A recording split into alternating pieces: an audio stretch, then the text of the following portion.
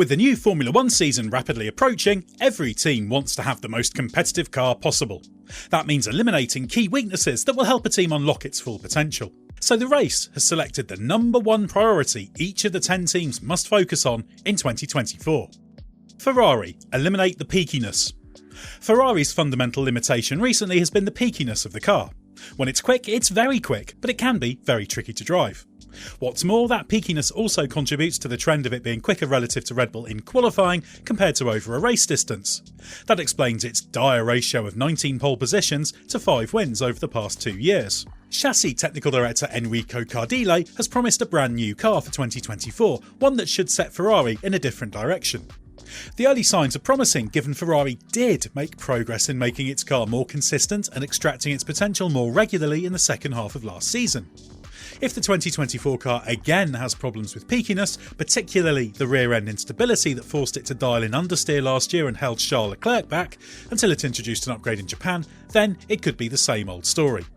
But if Ferrari can produce a car it spends the year developing rather than taming, it should be a more regular winner. Aston Martin in-season developments. Aston Martin's leap from deep in the midfield to Red Bull's leading rival in the first part of last season was a huge story. Sadly, it wasn't able to sustain that form and slid from second in the championship and podium regular to fifth.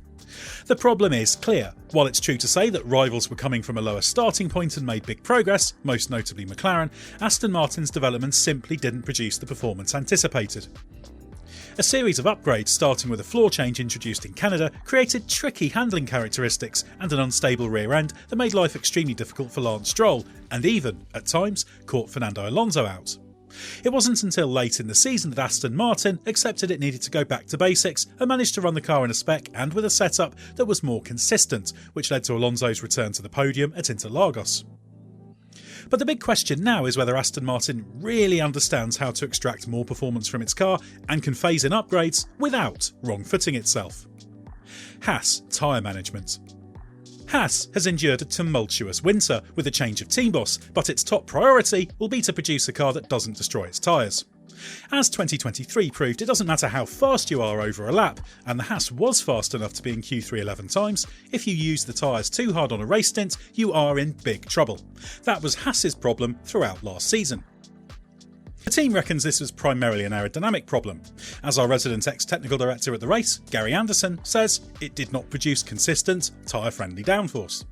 The question is, how do you fix it without costing performance? That's particularly tricky given that often a car that works its tyres too hard in the race also gets energy into them too quickly, which can be an advantage when it comes to tyre prep in qualifying. If Haas still has the same problem, then it needs to prove it can develop its way out of it. If not, that will raise big questions about its technical strength. Red Bull, avoid complacency. If Red Bull is even half as effective as it was last year, it'll win the championship again. The biggest challenge for a team that has won 38 out of 44 races over the past 2 years is avoiding complacency.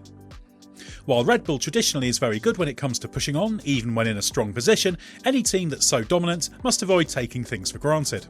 That extends well beyond its car development and stretches to questions like its second driver. Last year, Sergio Perez's struggles weren't such a big problem because Red Bull was still fast enough to win the Constructors' Championship at a canter. It must work hard to get the most out of him, and if that doesn't work, find a suitable replacement. After all, if things are closer, he could cost Red Bull a title and compromise Max Verstappen's Drivers' Championship bid. If Red Bull can avoid complacency in all areas, then it has everything else it needs to keep winning. Stake, aero and mechanical consistency. There were times last year when the Stake team, then called Alfa Romeo, had a quick car, but it was draggy and very inconsistent, often having to run at higher ride heights than initially intended, and therefore with less downforce. So this is all about improving the control of both the mechanical platform and the aerodynamic characteristics. That's an area where the team has clearly been lacking and is losing out to rivals. If you can't run the car quickly without the risk of wearing the skid blocks too much, then you are always going to be fundamentally limited. There's been a change of technical leadership at the team, with James Key joining late last season. That needs to bring a change of understanding in how to control the car and fine-tune it if this team is to do more than fight for occasional points. Williams, be a two-car team. Alex Albon did almost all of the heavy lifting for Williams in 2023, scoring 27 of its 28 points to take it to 7th in the Constructors' Championship. Logan Sargent contributed just 1. Sargent showed flashes of speed last year and did gradually improve as the season went on, but his sole point, inherited after 2 cars were disqualified ahead of him in Austin, simply wasn't good enough. With a season's experience under his belt, Williams needs Sargent to become a more consistent performer. You'd expect him to take a step forward, but both for Williams and his own F1 future, he needs a vastly improved season. Alpine aerodynamic philosophy. Alpine made a respectable start to these new regulations with a solid car that responded well to development, but that wasn't the case in 2023. Gary Anderson has suggested this means taking a different approach to the car aerodynamically, which itself might come from a change in the way it uses wind tunnel data. Gary has also questioned the approach Alpine takes to its front wing, suggesting that shaping the trailing edge to generate powerful vortices might reduce the overall level of control and therefore consistency. What's clear is that this team has not been at the cutting edge of F1 aerodynamically for a very long time. If it's to have any chance of fulfilling its potential as a works team, getting the right aerodynamic philosophy will be key. McLaren, performance across ride height range. McLaren made stunning progress in 2023, but there were still problems in slow corners, and that primarily comes down to the car needing to perform better at higher ride heights when on the brakes with the weight shifted forward and the rear in particular raised. This has long been a McLaren trait and was there even before these ground effect regulations were introduced.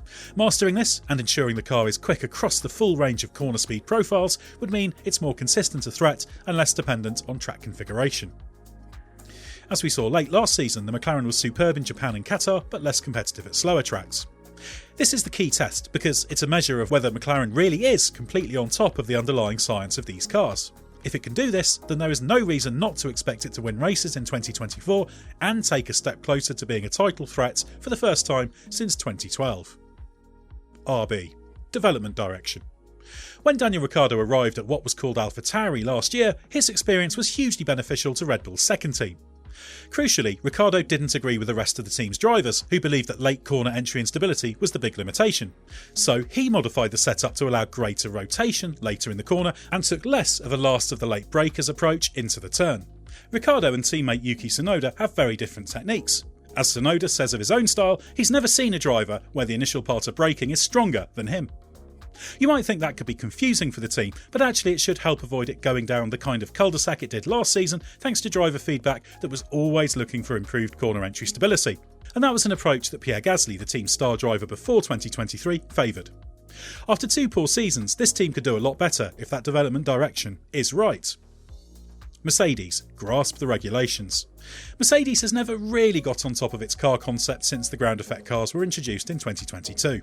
At the third attempt, it's essential that it shows it has fully grasped the demands of these rules by producing a car concept that's on the money. That doesn't mean it has to be beating Red Bull at the start of the season, but would at least show it's on the right track. Technical Director James Allison has been frank about the problems Mercedes has faced.